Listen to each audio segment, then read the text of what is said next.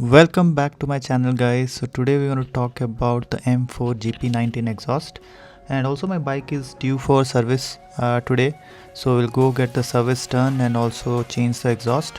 So here I'm showing the exhaust how it looks like. I have already fitted the Q3 insert DB killer. It by default comes with a Q2 insert which I have not fitted because I want it to be less loud. You would need this tool to remove the DB killers. This I purchased separately from Amazon. It did not come with the package. It's from Taparia brand. It's not that costly, I think around 150. So you can check this model and order if you need one.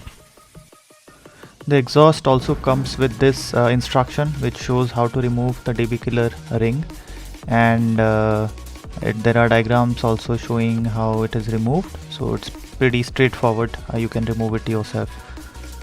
This is the bracket that is needed to fit the exhaust. It just goes behind your front footrest. So you'll have to take out the footrest and put this, and then there's one more hole where the exhaust gets fitted. This is the Q2 insert that came standard with the exhaust, but I removed that and instead put the Q3 insert. And you would need this ring which actually comes with the package. So that is there to lock the DB killer in place, and this is the toolkit that is required to press it, and then you can remove the DB killer. I just spray painted the DB killer and the ring to black color because then it would merge with the black color of the exhaust. This is the Servo Eliminator, and I am not planning to keep the servo motor because there is no butterfly valve in the M4. So I'll be using this so that the motor doesn't go bad. This I had purchased from eBay UK.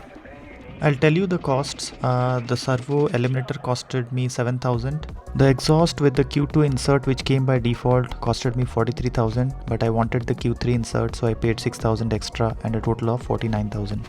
Exhaust and the DB killer were ordered from bikegear.in. So I reached Kawasaki today morning at 9:30. The traffic was pretty less, maybe because of Diwali, and I plan to get the work done within an hour or so and take the bike as soon as the service is done. I will also get the exhaust fitted and see how loud it sounds. I honestly don't want it to be too loud because you want to ride in city, so cops might be there and you don't want unnecessary attention. This is the Kawasaki KLX 230. It's a 233cc bike and has around 18.37 bhp power. It's a dirt bike and you can also use it on the road. It's street legal. You can see my bike parked outside, and I reached sharp 9:30, so I was first in line for the service. I hope to get this done fast and return back home soon. I started around 9 o'clock in the morning, and I thought that the traffic would be there, so I would reach around 10:15. But luckily enough, I reached in 33 minutes, so I was there at 9:30. But then they had just opened the service center, so they were cleaning up things, and I had to wait for some time before the actual service started.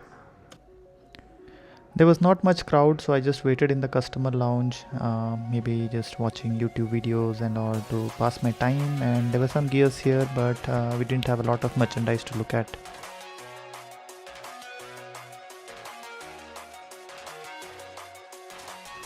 So the bike is already inside and ready for service. I guess they'll be focusing on changing the oil and the oil filter and other smaller things like cleaning the brake, cleaning the chain, and lubricating it, and also applying grease to the clutch and other smaller parts. I let them do their work and I came outside. And just one more point, that the bike suspension also had to be adjusted because if you remember, I fixed the pillion seat, so my wife sits behind, so the suspension was a little bouncy when I was riding on highways. So I thought, let's get the preload adjusted by 2 clicks and the rebound adjusted by 2 clicks. Hopefully that would reduce the bounciness that is there on highways. While I was thinking it would get over in 1 to 2 hours, the issue started here. After removing the muffler and the breadbox, we realized that the second O2 sensor is actually sitting in the breadbox, which means we need a O2 sensor hole in the exhaust itself. We thought for a moment that what if we leave the O2 sensor just like that, but then ChatGPT came to my rescue and I read about it that it's not the right thing to do. You definitely need to punch a hole in the silencer and get this done for the air fuel mixture to go right. Now if you see my slip-on exhaust, there is no hole that is there. So this is a problem.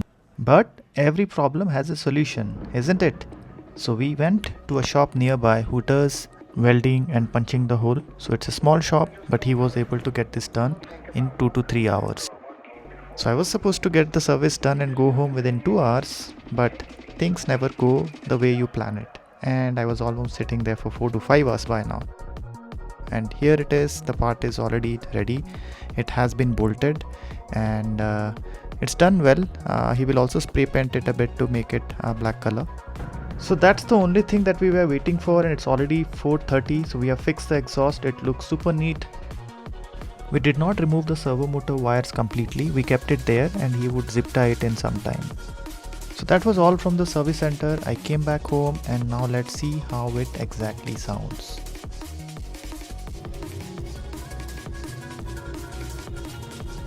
So now let's stop the background music and hear some vroom vroom.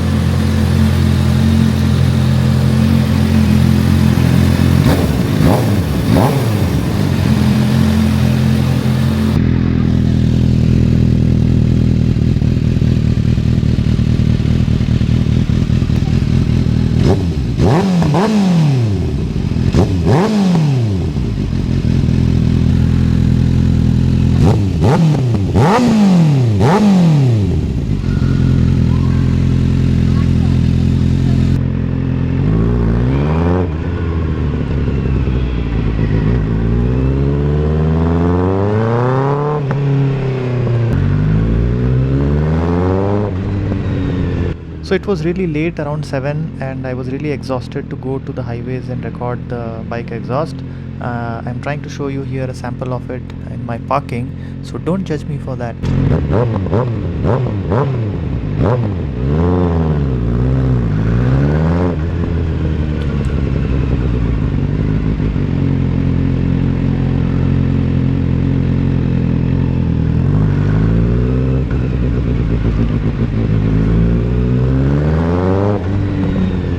The sound that is coming is not from the Pocket 3, but it is coming from the DJI mic mini, which is connected to the Pocket 3. So even if I am far away, you still hear me loud because the mic is in my pocket. So I am riding with it, so that's the reason the sound is not going down even if the cam is far away. The kids noticed me and they wanted me to rev it hard, so let's do it for them.